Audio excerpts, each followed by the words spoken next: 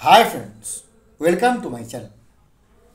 ডিআরএনএস alliance বা মহার্ঘভাত মামলা সুপ্রিম কোর্টে এই মুহূর্তে রিজার্ভ আছে, এটুকু আমরা সবাই জানি। কিন্তু ইউটিউবার হিসেবে আমাদের কন্টিনিউ খবর রাখাটা এবং আপনাদেরকে খবর পরিবেশন করাটা আমাদের একটা নৈতিক দায়িত্বের মধ্যে পড়ে। সেই নৈতিক দায়িত্বকে শিরোধার্য করে আমরা বিভিন্ন সময় বিভিন্ন তথ্যের ভিত্তিতে ভিডিও আপনাদের সামনে নিয়ে আসি। তেমনি আজকে একেবারে ডিএ জয় যে আমাদের 99% নিশ্চিত, সেই ব্যাপারে আপনাদের সামনে একটা ভিডিও নিয়ে এসেছি যে অত্যন্ত ডিএ জয় আমাদের 99% আমরা নিশ্চিত, যে হোক না কেন কোনোভাবেই এর নড়চড় হবে না। প্রশ্ন হবে কেন 99% আমরা নিশ্চিত হচ্ছি, কেন? এর পিছনে কোন যুক্তি কাজ করছে? আসুন এই সম্বন্ধে যথাবিহিত তথ্য আমাদের সামনে পরিবেশন করি। তো তার আগে আরও একবার অনুরোধ করব যে দয়া করে আপনারা আমার চ্যানেলটাকে সাবস্ক্রাইব করবেন, লাইক করবেন। দেখুন, একটা লাইক করলে, একটা সাবস্ক্রাইব করলে আপনাদের কোনো ক্ষতি হবে না, কিন্তু আপনাদের একটা সাবস্ক্রাইব, আপনাদের একটা লাইক আমাকে অনুপ্রাণিত করবে আরও ভালো ভালো কন্টেন্ট নিয়ে ভিডিও বানানোর জন্য। তাই দয়া করে আশা করি আপনারা আমার চ্যানেলটাকে সাবস্ক্রাইব করবেন, লাইক করবেন এবং অবশ্যই কমেন্ট বা শেয়ার করবেন। আসুন, কোন কোন সূত্র একবারে নিশ্চিত করে বলছে যে ডিএ মামলা আমাদের পক্ষে যাচ্ছে। কেন? প্রথমটা হচ্ছে একটা মেরিটেবল কেস। একটা মেরিট কেস, একটা মেরিটেবল কেস কখন নির্ভর করে না, যেটা যতগুলো স্টেপ পেরিয়ে এসেছে, কতবার জয় পেয়েছি, তার উপর নির্ভরশীল। জানি আমরা যে আমাদের ডিএ মামলা সুপ্রিম কোর্টের আগে 6টা স্টেপ, যদি আমি ভুল না বলি, যেটুকু আমি জানি, so far as I know, 6বারের মধ্যে 5বার আমরা জয় পেয়েছি। যদি ভুল হয় আমি ক্ষমা প্রার্থী, কিন্তু যেটুকু আমি জানি 6বারের মধ্যে 5বার আমরা জয় পেয়েছি। যখন ট্রাইব্যুনালে মামলা হয় প্রথমে জয় পেয়েছি, তার আগে একবার হেরে গেছিলাম, হাইকোর্টের সিঙ্গেল বেঞ্চে আমরা জয়লাভ করেছি, হাইকোর্টের ডিভিশনাল বেঞ্চে আমরা জয়লাভ করেছি, হাইকোর্টের রিভিউ বেঞ্চে আমরা জয়লাভ করেছি, এবং 22শে নভেম্বর 2022 থেকে 28শে নভেম্বর 2022 থেকে সুপ্রিম কোর্টে স্পেশাল লিভ পিটিশন হিসেবে আমাদের স্টেট গভর্নমেন্ট এটাকে মামলা করে রেখেছে, যার ফলস্বরূপ আমরা এখনও পর্যন্ত ঝুলে আছি। হিয়ারিং শেষ হয়ে গেছে কিন্তু তার রিজার্ভ অবস্থা।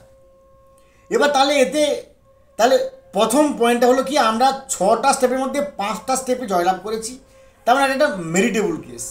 এবং এর যে সোর্স, তথ্য, সূত্র যে বলছে, সেগুলো একবারে নিশ্চিত করে বলছে যে তার মানে একটা মেরিটেবল কেস।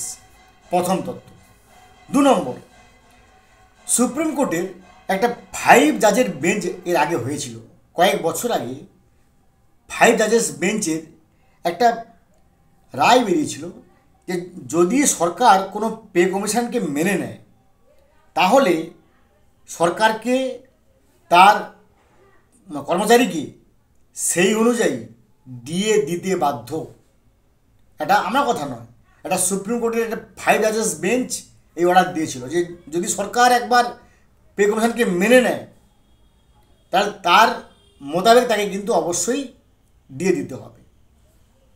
যখন বর্তমান সরকার আমাদের পশ্চিমবঙ্গে 2011 সালে ক্ষমতায় আসে, তার আগে 2009 সালে তৎকালীন বামফ্রন্ট সরকারের সম্মানীয় অর্থমন্ত্রী তিনি এখানে একটা লাইন লিখে দেন। ওই একটা লাইনই আমাদের আজকে রক্ষা কবচ হিসেবে কাজ করছে। কি লাইন না, তৎকালীন বামফ্রন্ট সরকারের সম্মানীয় অর্থমন্ত্রী মহোদয় তিনি একটা লাইন লিখে দেয়, আমি যেটা বাংলায় বলছি, যে 1982 সালকে 100 পয়েন্ট ধরে 536 বেসিস পয়েন্ট হিসাব করে 1/1/2006 সালের ভিত্তিতে অল ইন্ডিয়া কনজিউমার প্রাইস ইন্ডেক্সের রেট অনুযায়ী সরকারকে ডিএ মেটাতে হবে। এই যে লাইনটা 2009 সালে রোপাতে ছিল। যখন 2011 সালে এই সরকার ক্ষমতায় আসে, তেনারা কিন্তু কোনো পাল্টা আইন করেননি, তেনারা পাল্টা কোনো অ্যামেন্ডমেন্ট করেননি বিধানসভায় যে 2009 সালের এই লাইনটাকে আমরা বাদ দিলাম, এই লাইনটাকে অমিট করলাম। তারা কিন্তু এই লাইনটাকে বাদ দেয়নি, কিংবা কোনো অ্যামেন্ডমেন্ট করেনি, কিংবা কোনো চ্যালেঞ্জ হয়নি, কিংবা এটাকে নিয়ে কোনো আলোচিত হয়নি। তাহলে কোনো অ্যামেন্ডমেন্ট হয়নি, কোনো বিধানসভায় এটাকে তার পাল্টা কোনো বিল হয়নি, তার মানে তুমি 2009 সালের রোপাকে মেনে নিয়েছো। তার মানে 5 জাজেস বেঞ্চে বলেছে যে তুমি রোপাকে মেনে নিলে তোমাকে ডিএ দিতে বাধ্য, তাহলে ডিএ অবশ্যই দিতে বাধ্য। 2 নম্বর তথ্য। 3 নম্বর, সেন্ট্রাল গভর্নমেন্টের যে পে কমিশনের কাঠামো, স্টেট গভর্নমেন্টের সেই পে কমিশনের কাঠামো প্রায় একই রকম।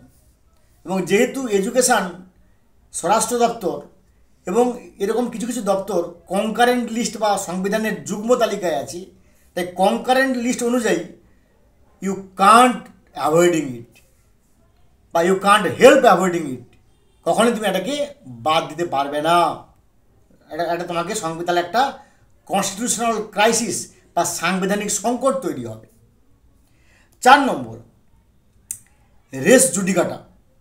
এই যে রেস জুডিকাটা পলিসি, এই রেস জুডিকাটা সূত্র অনুযায়ী ডিএ কিন্তু অবশ্যই ম্যান্ডেটরি, এটা হচ্ছে একটা কম্পালসারি। কারণ রেস জুডিকাটা সূত্র বলছে যে which has a fine judgment and that is no longer subject to appeal and the legal doctrine mean to bar relitigation। এই যে রিলিটিগেশন এই টার্মটা যার রেস জুডিকাটা সূত্র অনুযায়ী এখানে প্রযোজ্য হচ্ছে, আর প্রযোজ্য একবার হয়ে যাওয়া মানে ডিএ মেটাতে বাধ্য। এরপরে আসি, শেষটা কি না, বর্তমান সরকার ওয়েস্ট বেঙ্গল গভর্নমেন্ট 2009 সালের রোপাকে মেনে নিয়ে সুপ্রিম কোর্টে বলেছিল যে আমি টাকাটা জমা রাখতে চাই সুপ্রিম কোর্টে, কারণ যদি হেরে যাই, মানে যদি ওরা হেরে যায় তা টাকা আমরা ফেরত পাবো না, ইমপ্র্যাকটিক্যাল। তার মানে তুমি 2009 সালের রোপাকে পুরোপুরি মেনে নিয়ে তুমি টাকাটা সুপ্রিম কোর্টে রাখবে বলে বলেছো। তা তুমি যখন কথা বলেছো, তুমি যখন যুক্তি দেখিয়েছো, তুমি যখন প্রতিজ্ঞা করেছো, ভাই তুমি তো পিছু করতে পারবে না, তুমি পিছু করতে পারবে না, তাহলে তোমাকে দিয়ে দিতে হবে। এবং শেষ সূত্র বলছে সুপ্রিম কোর্টে ফেক, ফলস, ফ্যাব্রিকেটেড তথ্য দিয়েছো, তুমি সুপ্রিম কোর্টে মিথ্যা তথ্য দিয়েছো। কেন না, যেখানে পরিষ্কার বাংলা ছত্তিশগড় সেই সময় যে পরিমাণ ডিএ দেওয়ার কথা বা তারা ডিএ ঘোষণা করেছে, সেই ঘোষণা কিন্তু তোমরা ভুল দেখিয়েছো। অর্থাৎ এখানে দেখানো হয়েছে যে ছত্তিশগড় 50% ডিএ দিচ্ছি। আমরা সবাই জানি যে ছত্তিশগড় 1 সেপ্টেম্বর 2025 থেকে 55% ডিএ ঘোষণা করেছে। আর ওয়েস্ট বেঙ্গল গভর্নমেন্ট কী তথ্য দিয়েছে না, আগে ছিল 50%, এখন দিচ্ছে 53%। তাহলে এই যে মিথ্যে কথা, এই যে ফলস, ফেক, ফ্যাব্রিকেটেড তথ্য, তা প্রমাণ করে যে সুপ্রিম কোর্টকে তোমরা কিন্তু বিভ্রান্ত করার চেষ্টা করছো, যার ফল তোমাকে পেতে হবে। তাই এতগুলো তথ্যের ভিত্তিতে আমরা নিশ্চিত করে বলতে পারি যে ডিএ মামলায় 99% জয় যে এমপ্লয়ীদের হবে সে বিষয়ে কোনো সন্দেহ নেই। ভালো থাকুন, have a good day, thanks.